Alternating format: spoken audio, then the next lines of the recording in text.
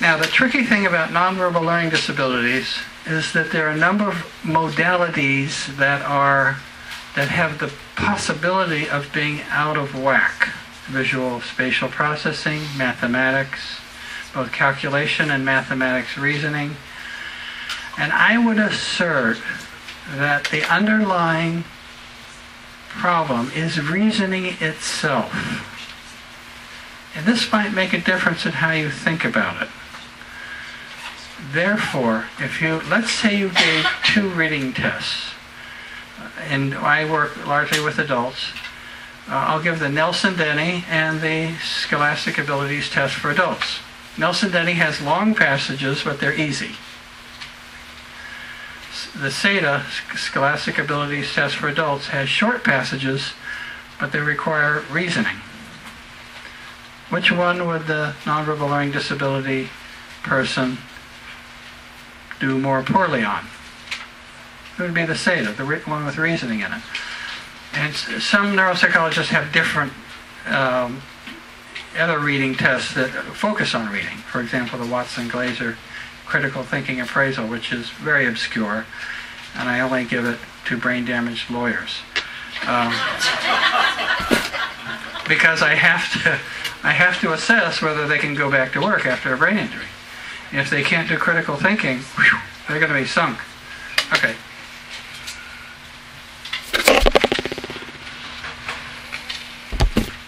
Now,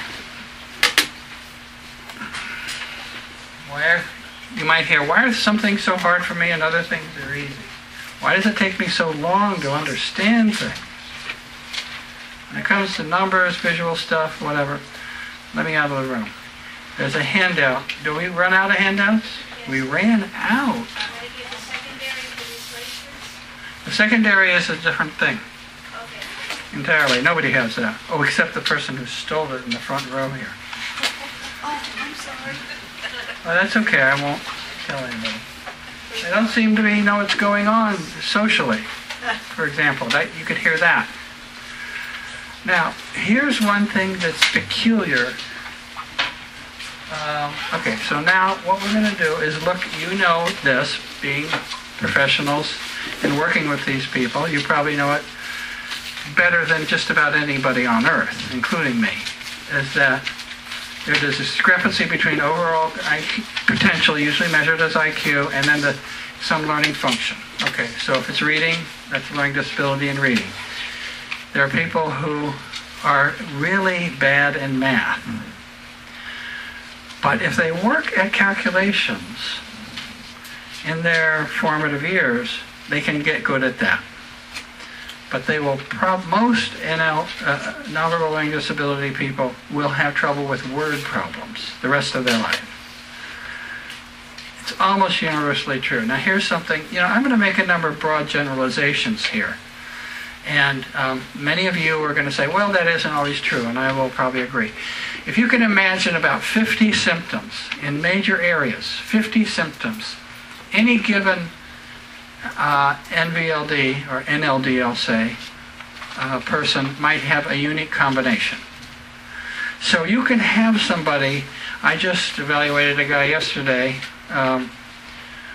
came in, saw my website, and thought he had a nonverbal learning disability. 134 verbal IQ. I mean, that's 99th percentile. And he couldn't calculate his way out of a paper bag. And this is very frustrating to people. They don't get depressed so much, although they might. The better term is demoralization. And they can really be upset about the fact that they can't think through novel problem solving. Can you think of any others besides math? Oh, foreign languages might be in there.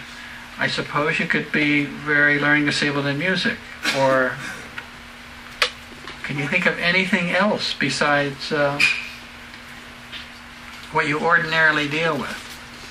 You might have had some odd kids at some point. What is that? Like visual, spatial, being able to navigate and grab. Follow your way around? Oh, that's good. That's, yeah.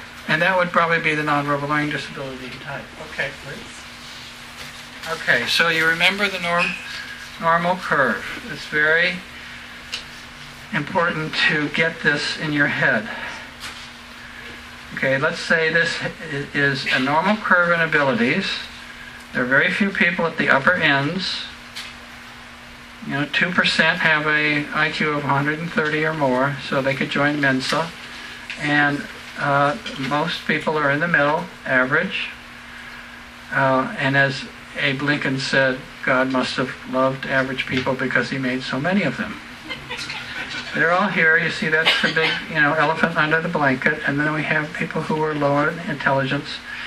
Then you overlay that with other abilities. So if you have somebody who is average and then they score below the 85th percentile or the 16th, 85 or the 16th percentile, then they're learning disabled in that function. Let's say reading. Could be a math test they're very low in. Everything else is fine. And you could think of a number of different abilities if you were so inclined. So it's a relative difference. The reason I bring it up is you can have a very bright person who merely reads in the average range and they are upset about it. They know why, because they're smart, of course. But they also have a hunch, something's not right here. I'm not doing as well. If you can imagine that in math, then they may be okay in math, but they're never going to be great. Or unless you remediate them a lot. So the relative definition is people have a sense of they should be doing better. And that is a key for an evaluation because you can show them mathematically you actually have a disability. Okay, now most of you probably know all that. So let's just distinguish the basics of nonverbal learning disability. Okay, the weaknesses in a reading disability are here and you guys know them. But nonverbal learning disability, it starts with calculations, but word problems are a difficulty throughout their life, very often. There are neuropsychologists who believe this is the basis, the ground zero, or it's the start of a nonverbal learning disability. I would challenge that a little bit, but I don't have data to back it up. If we could do big studies, it would be interesting. Visual spatial processing is very commonly a problem. These are the last people you would want to help decorate your house. They can be physically disorganized. They can have a hard time finding things. Now, I underline novel reasoning. This is what I say to patients who first come in and are thinking about this diagnosis, if they happen to know about it. As I say, when a novel problem, this is what you might ask, if a novel problem is put in your lap, something you're not used to, do you have trouble figuring it out? And invariably they say yes. That's why I think the underlying basis is reasoning. Nonverbal learning disability is good because it makes sense with the neuroanatomy, which we'll get to. And then social skills, which is sometimes tricky to put together in your head. Okay, if they have a trouble with novel reasoning, now shift your set to a social situation. Somebody's having a conversation. Think about it. When you are having a conversation with somebody, you are continually monitoring yourself and the other person. I'm sure you take it for granted, some of you don't, but you're always reasoning your way through that situation. You're calculating, and it's lightning fast. Some people don't have that ability. They can't reason their way through on the fly. And so this is it's not so much social. There are certainly some visual processing issues in social skills. For example, if you can't read gestures, you're kind of at a handicap.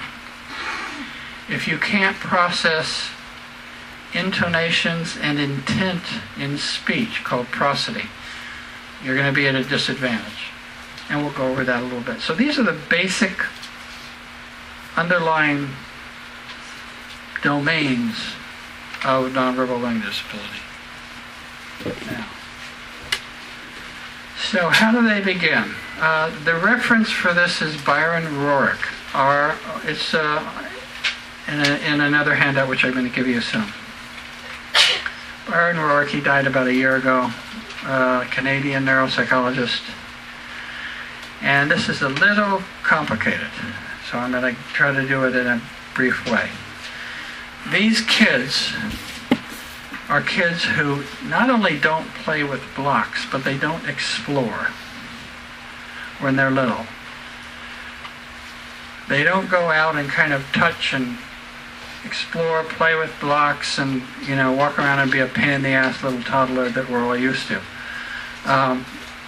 They relate in the world through words, through verbal processing. So, this psychologist a long time ago named Jean Piaget, who is this long dead, but developed all these theories about how children learn, in particular abstract reasoning. How did they learn abstract reasoning? And his ideas, in a very simple way, were as the kid explores with spatial stuff and gets a map in their head about all this spatial learning, that is the basis of abstract reasoning. And if they don't play around with spatial exploration in their youth, their reasoning abilities are going to be a lot weaker. I don't think I did justice to his theories, but he's a difficult guy to read, and he's a difficult guy to understand. I did several courses with one of his proteges 35 years ago in graduate school, and it was hard even having it explained to me. So you often see handwriting problems, and this can maintain itself. And of course, you all know that nobody teaches penmanship anymore, so it's hard to use that as a symptom anymore, because especially the boys are pretty crummy at handwriting.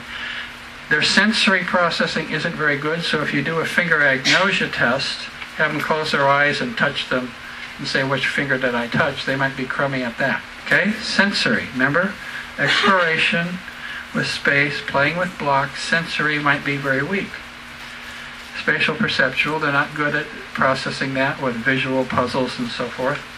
And calculations can be pretty weak and hard. You probably all had kids who just couldn't learn their times tables. I mean, they just, have a hard time learning that. Eventually they can learn it if they're bright. If they've got a 120 IQ, they'll eventually get the calculations. But word problems drives them nuts all their life. So, how does this happen in the underlying neuropsychology? It appears to be a right hemisphere phenomena.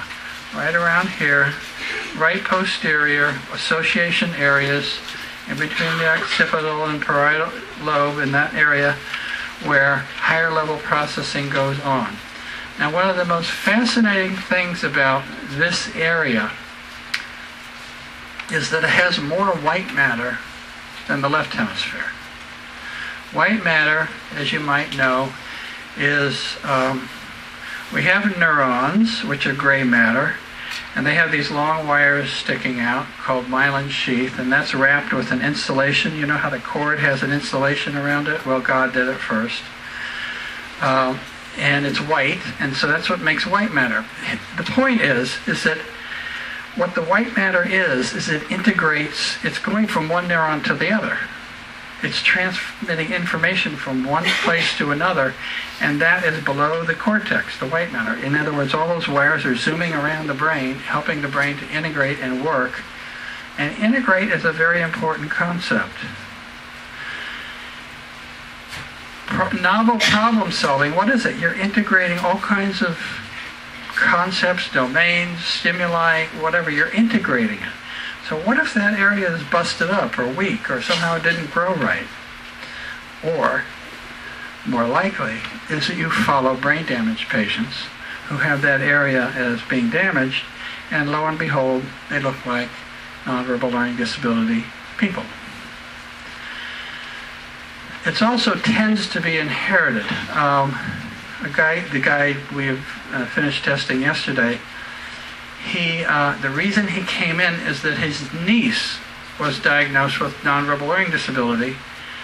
Then I said, well, does her father have it? Well, a little bit. And then he looked like his niece's brain. So he said, I think I'll get evaluated. So learning disabilities, as you know, is pretty inheritable. Not always, but it often is. And I would imagine that almost every form of learning disability is inheritable.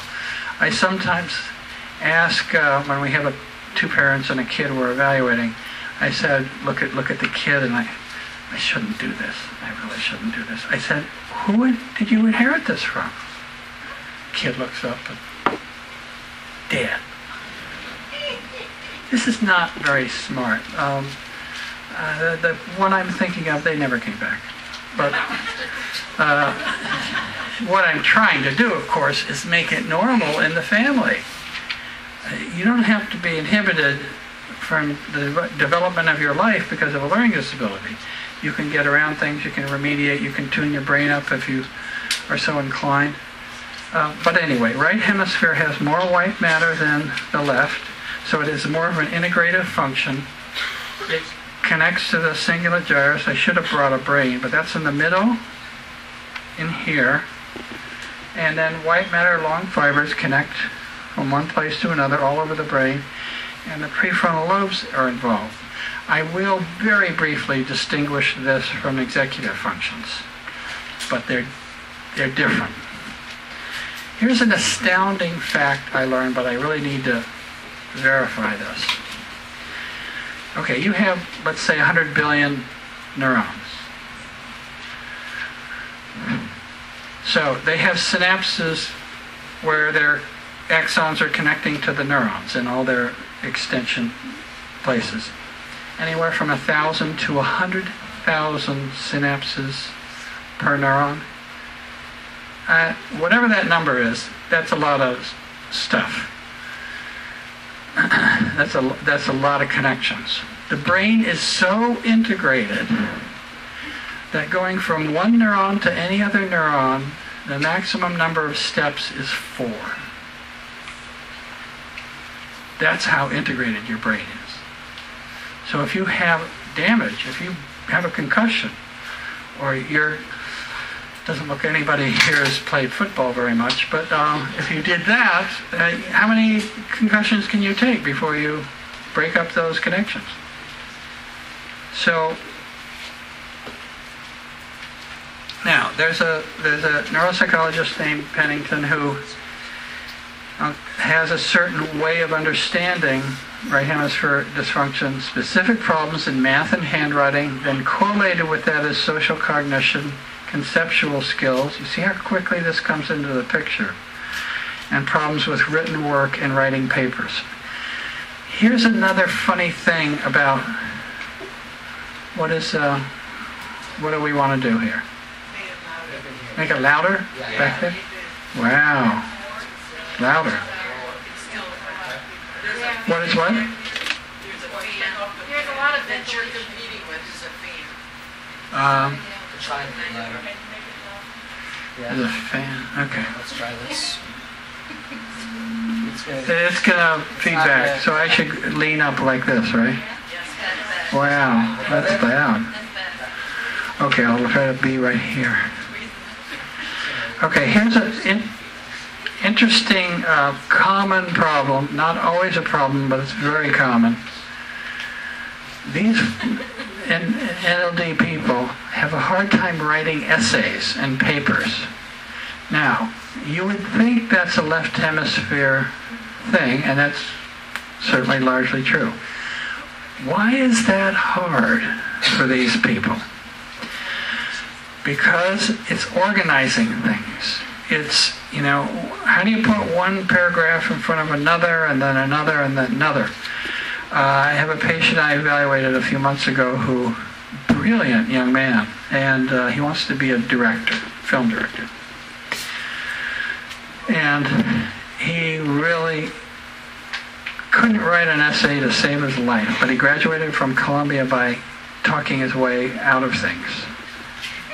And he's genetically endowed in the sense that his father is a successful producer. Actually, was on a Academy Award winning film. And so he probably could be a director, but I said, I don't know much about filmmaking, but when you have to be novel problem solving constantly, just you're solving, you got to get the right shot, and yes, he now is doing remediation with one of the legends in our field, Carla Horowitz, and he's making rapid progress. She just sits with them, and you sit and you say, here's the first paragraph, here's how you do it, and he's moving along. Next thing we're going to do, I hope that I do, is tune up his frontal lobe with neurofeedback and get that metabolism going. So writing essays can be really difficult for these folks. And spelling problems sometimes come in, although generally, now let's contrast this with executive functions, which you probably know about. And it's also a work in progress too, but it's the latest in the field, right? Planning, organizing themselves, maintaining of set, and shifting sets, selective attention, inhibitory control, and it appears to be a prefrontal area of the brain. Okay, that's different than nonverbal learning disabilities, which has these deficits, which we've already reviewed. So it's a different thing. There are probably commonalities. When I'm doing a nonverbal learning disability evaluation, I want to definitely assess this, and then I want to look into executive functions and see which is predominant. Remember, the math is the kind of ground zero, particularly mathematical reasoning. Working memory probably is true for both of them. Yeah. What about the calculus? My son is Okay, different higher levels math.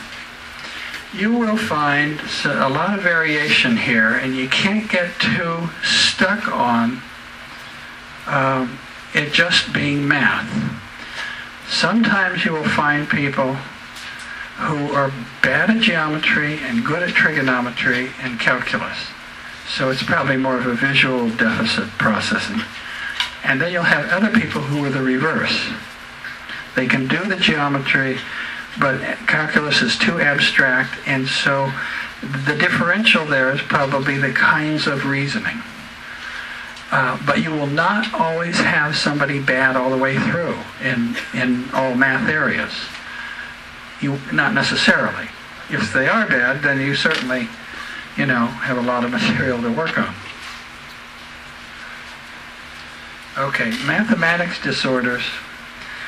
This is also interesting. I wonder how it's going I won't ask because it might take up too much time, but how the people in the school systems are dealing with mathematics disorders. Again, studied little, should be progressively more important. When some researchers looked into it, they found that, around 10% have severe discrepancies of the regular population of kids. And then up to 40% are really not very good at it. They really should get better. So then you wonder what it is. Is it the school system? Is it their brains? Have we not been catching these people? That's a question I can't answer. Are the teachers really qualified? I don't know. That's what you guys do. Wrestle with your school system. So dyscalculia is a calculation problem. It's a neuropsychological term. You don't need to use it. It's a broad term. But mathematical reasoning. Okay, so then you're in a little bit tricky area. Is it really a mathematical reasoning problem, or does the reading of the word problem slow somebody down? And that you would probably be able to find that better than I would. I mean, we can test those things. If they're low in reading and then low in math word problems, then their processing is down, and it's a reasoning problem, right? And then there are people who, I'm sure you've run across this, where they just don't understand math concepts. The idea of percentiles and discounts and all that kind of stuff, it just flies over their head. They just don't get it. And what I want to ask is, toward the end, is for you guys to share your remediation strategies with each other here. And if some nice person would take this information down and email it to me, I'll post it on my website.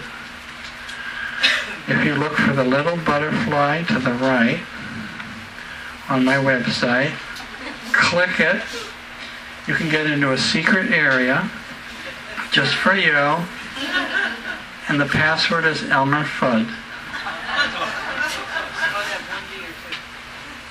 Fudd is 2 D's. God, I don't know how to spell Elmer Fudd. Okay, so math problems can have all these different kind of math errors. I can see some things that are not there. For example, when you're kind of adding up numbers and subtracting, do they line up their numbers? You have to draw lines. These are just some ideas to think about. Probably each one has a remedial strategy. And then, okay, so there's math, and now spatial. Where does it come up? Visual memory? Can they locate objects? Do they take care of, are they plowing into people and not recognizing the personal space, talking too close to somebody, for example? They might not have a gauge for that. And mental rotation. You probably have noticed those puzzles where they flatten out a cube and have different things on each face, and then you're supposed to pick the right one that if it's folded up, this is what it looks like. Those are kind of maddening tests. They don't do that anymore. Spatial imagery, and basically it's the right posterior hemisphere right about here that is the general location. Okay, so the reason we know about this is that when we have right hemisphere brain damaged adults, we can have the various deficits that we've been talking about, including depression. But depression, you need to understand, of course, that there are different components.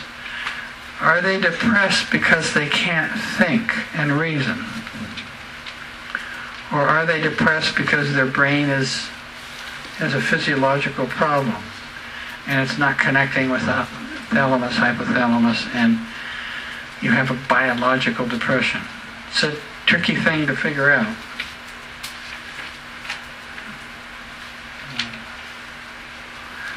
Okay.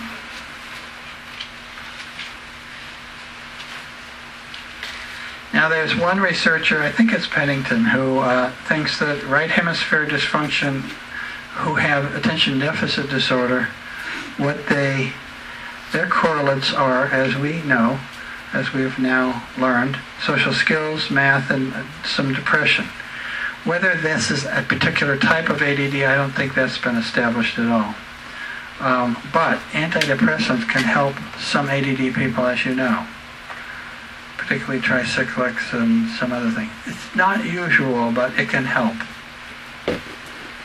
Okay, and when you do an assessment, see, you have a bigger job when you're doing a nonverbal learning disability assessment. And so the evaluations may be longer. I mean, already when I'm doing high-stakes testing, like extra time for the LSAT and MCAT and surgery boards and stuff like that for adults who are smart but learning disabled, it's a good 8 hours of testing and 7 hours of scoring the material and writing the report. So already it's a big deal, but you may have to add a couple hours for the NLD people.